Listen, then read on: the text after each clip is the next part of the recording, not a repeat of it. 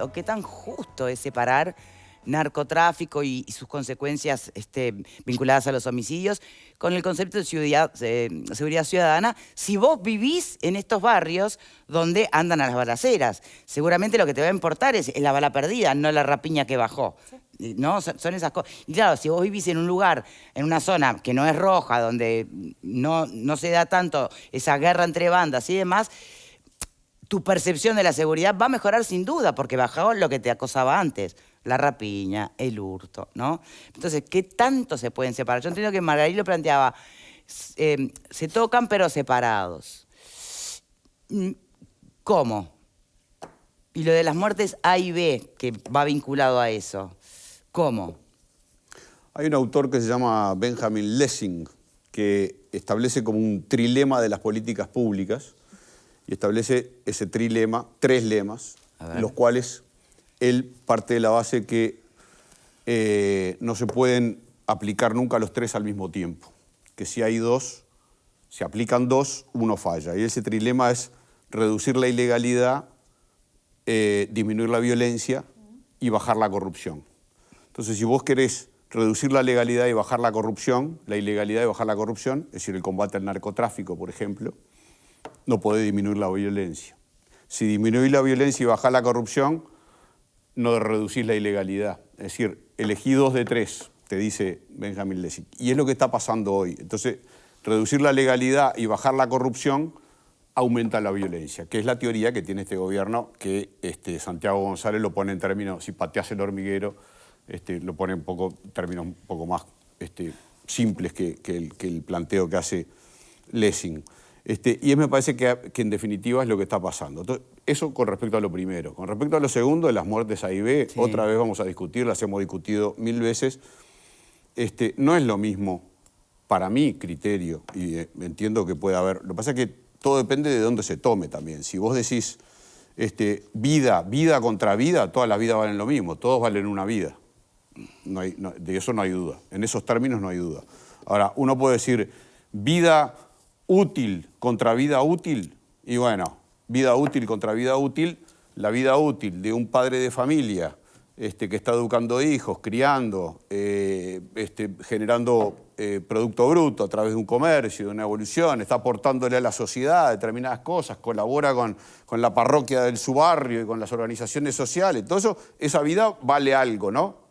La otra vida, que es el narcotraficante, el pastabacero, el que está en la boca vendiendo, generando daño, eso vale otra cosa. Entonces, vida contra vida valen lo mismo. Ahora, vida útil contra vida útil, obviamente, y me importa un rábano lo que piense cualquiera, con un sentido más hipócrita que otra cosa, no valen lo mismo, no vale lo mismo la vida del padre de familia que educa, que forma, que genera, que aporta, que el otro que está causando daño, no vale lo mismo. Entonces a mí el daño de bajar la corrupción y reducir la legalidad contra un aumento en la violencia, si el aumento en la violencia es entre narcotraficantes, no me gusta, preferiría que no exista, pero no es la peor de las muertes. En todo caso es la mejor de las muertes.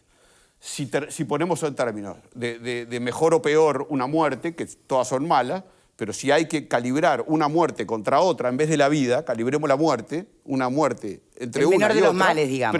Prefiero la muerte del narcotraficante, del drogadicto, del chorro. Del drogadicto te lo sacaría, del narcotraficante y del chorro, pues el drogadicto puede tener otras circunstancias, que el del otro. Me parece que no todas las muertes ni todas las vidas valen lo mismo. Hay alguien, creo que en tu misma línea, que dice por acá, sé de antemano que mi comentario va a molestar. Sí, porque no es fácil decirlo si lo pensás, ¿no? Pero sinceramente, cuando las muertes son entre delincuentes, en lo personal no me afecta porque eligieron vivir así.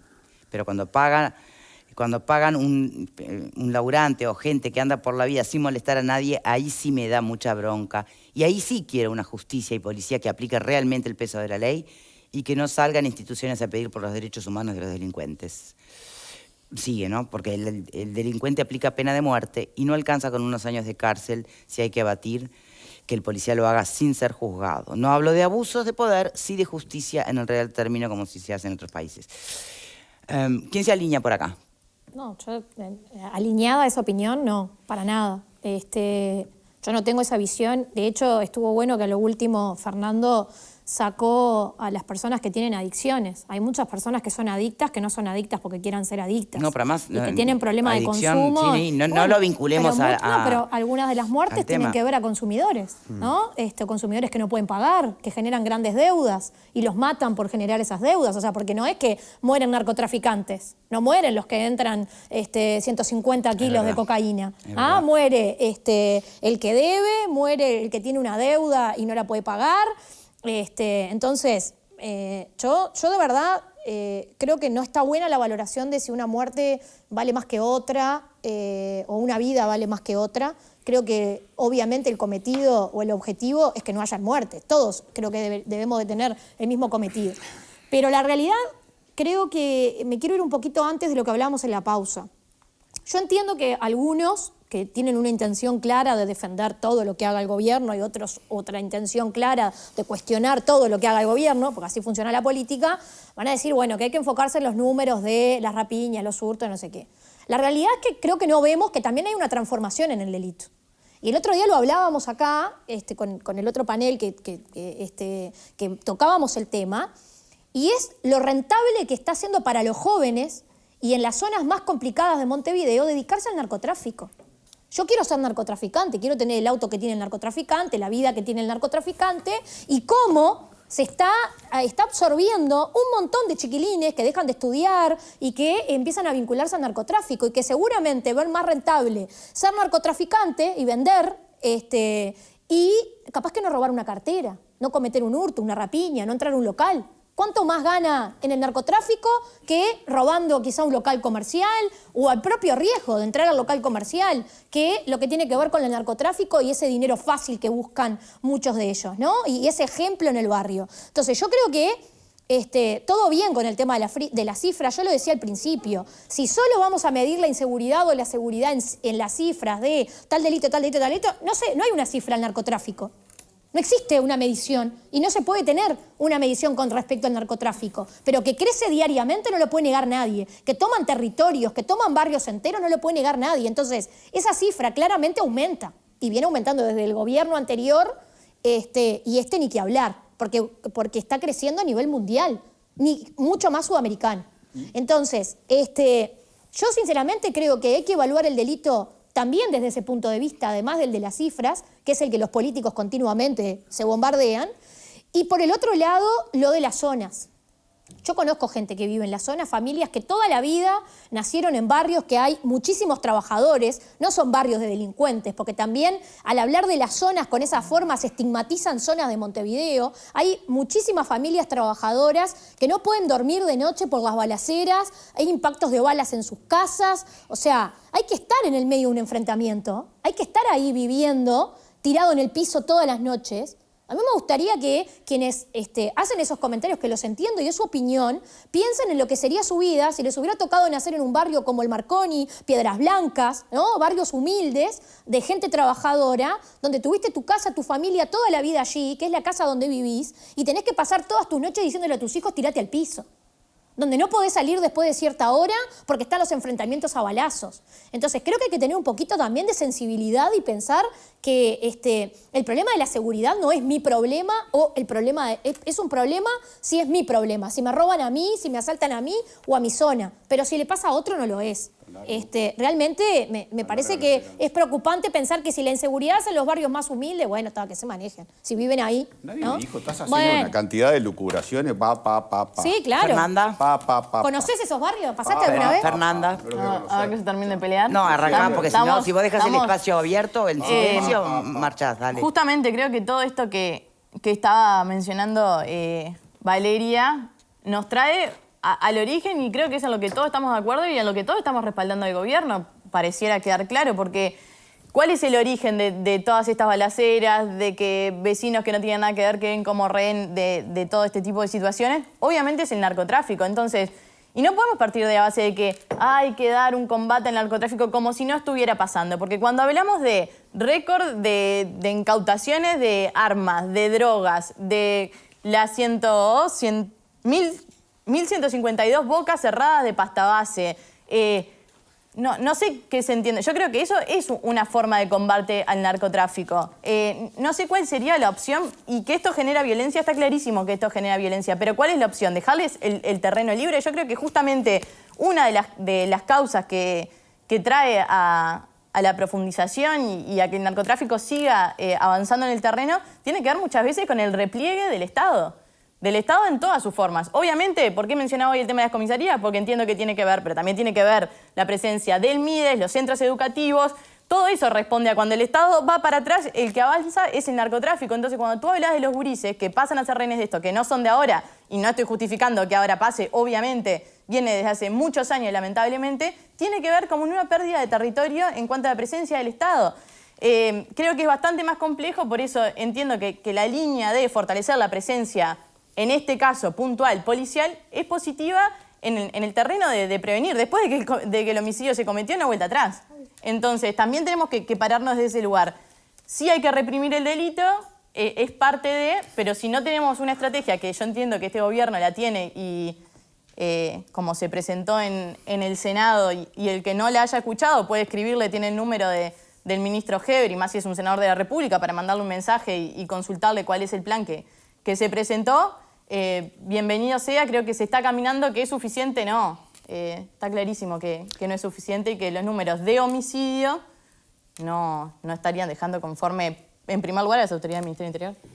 Alfredo, para cerrar. Uruguay abolió la pena de muerte hace muchísimos años y yo creo que es una de las cosas que nos distingue como sociedad frente a otras sociedades democráticas que tienen la pena de muerte, ¿no? Nosotros, por suerte, no. Yo no voy a entrar a discutir la vieja falacia esa de muertes A y B. Yo en eso coincido con el presidente de la República. Discrepo en muchas cosas con él, pero en eso coincido. No hay muertes A y B para mí. Y me parece que lo otro es estigmatizar algo que no tiene mucho sentido.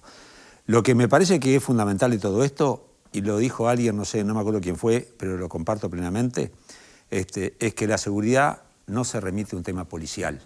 La seguridad es mucho más amplio que el tema policial y de represión. Y si no lo encaramos en forma muy amplia, con todas las herramientas que tenemos como Estado y como sociedad, no lo vamos a solucionar. Y la guerra contra el narcotráfico la ha perdido la humanidad, la está perdiendo hace 60 años, con mucho más recursos y mucho más inteligencia y mucho más policías y armas y todo que lo que tenemos nosotros o jamás vamos a tener nunca nosotros. Entonces creo que hay que pero entonces en el mundo entero ha fallado, por ejemplo. ¿Cómo? Pero entonces en el mundo entero falla la educación, principal herramienta para justamente que no se te escapen los chiquilines a hacer de camello, ¿no? Y por allí, y vamos a entendernos. Y los consumidores. La salud. Y los consumidores, los que creen que no pasa nada consumiendo, que son muchas veces de producto de sociedad de vida útil, no tienen nada, porque son parásitos de papá que se dan la papa con cocaína a no sé cuántos dólares el gramo. Entonces, vamos a dejarnos bromar. Es decir, yo creo que o se encara realmente en forma amplia y plena como sociedad, o si lo remitimos solamente a que es represión, vamos a marchar. Marcharon los yanquis, marchamos nosotros también. Claro, pero la pregunta es, obviamente que se sabe a esta altura del partido que la seguridad sí, pero no se encara. El combate a la delincuencia no es potestad exclusiva de una cartera como es el Ministerio del Interior, que necesita todo un montón de brazos extra que hagan a las personas desde temprano entender el valor de vivir en un Estado de Derecho, recuperar los valores de lo que está bien y lo que está mal, apostar a educarse como para poder después tener un medio de vida, por supuesto. Y el mundo entero también lo sabe. Pero no lo hacen. ¿No lo hace o hay algo más que se nos está escapando? ¿O siempre va a ir por delante los intereses de las grandes organizaciones, la forma en que se infiltra en distintos países? ¿Les cambia esto que salió en el Financial Times, por ejemplo, sobre Uruguay? No. A mí ¿No? no. Pues ya lo sabemos. Todos que nos lo vemos, descubren como si fuera una cosa. Ya pero que sabemos lo todos nos digo. miramos y todos reconocemos lo mismo. Somos como un espejo de... Antes podíamos decir que acá no, pero ahora ya no podemos. Entonces, Es que no somos ¿no una funciona en isla. ningún lado? ¿Qué pasa? Lo que pasa es que es muy difícil porque el narcotráfico se filtra a todo. Se filtra en los partidos políticos, se filtra en la justicia, se filtra a todo nivel. Entonces es muy difícil el combate frontal.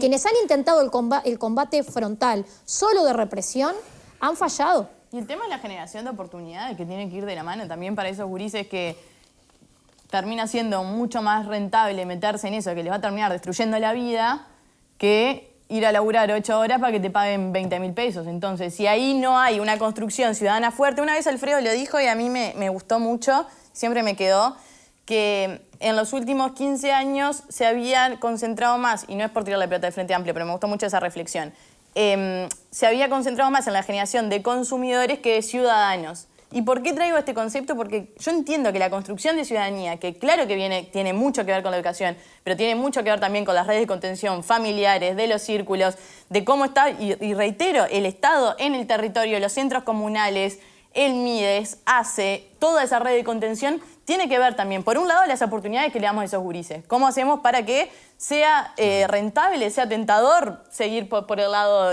lícito de la vida? Pero también tiene que ver con el acompañamiento de las redes, las familias, los entornos que acompañan a esos gurises a que ante una situación que a veces no es fácil también estar ahí en ese lugar y optar por el laburo de 8 horas. Creo que eso también tiene que ver principalmente en cómo estamos encarando el Pero narcotráfico. tampoco nos olvidemos que está el delito de guante blanco y a ese tuvo red, tuvo familia, tuvo contención, no le faltó nada, pero le gustó la plata fácil. No tiene escrúpulos. ¿No? Le gustó la bolsa grande que viene con negocios turbios. La atención de las adicciones es un gran problema que tenemos también, ¿no? Bien. O sea, Y ¿qué cuesta tiene atender? que ver hasta cómo encaramos como sociedad el delito, porque Bien. cuando te pones a ver el Código Penal, que es algo que en un momento se quiso reformar, quedó trancado, cuando vemos qué conductas intentamos penalizar, siempre son conductas que no tienen tanto que ver con el delito de guante blanco y siempre tiene que ver más con el guacho que no había mucha oportunidad planteada arriba de la mesa tampoco. Que ojo, no lo estoy justificando, pero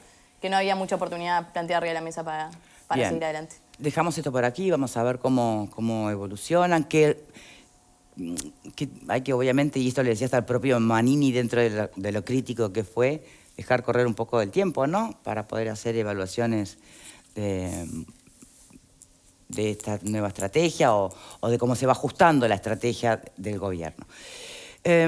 Y me quedo con la palabra oportunidades, porque en definitiva subyace a todo lo que son las elecciones de las personas a nivel muy individual y muy personal. Y cuando el nuevo gobierno tenía determinados objetivos, pasaron cosas que, bueno, tumbaron todo, ya lo sabemos. Me estoy refiriendo a la crisis que vino de la mano mundial con la pandemia. Pero después el Uruguay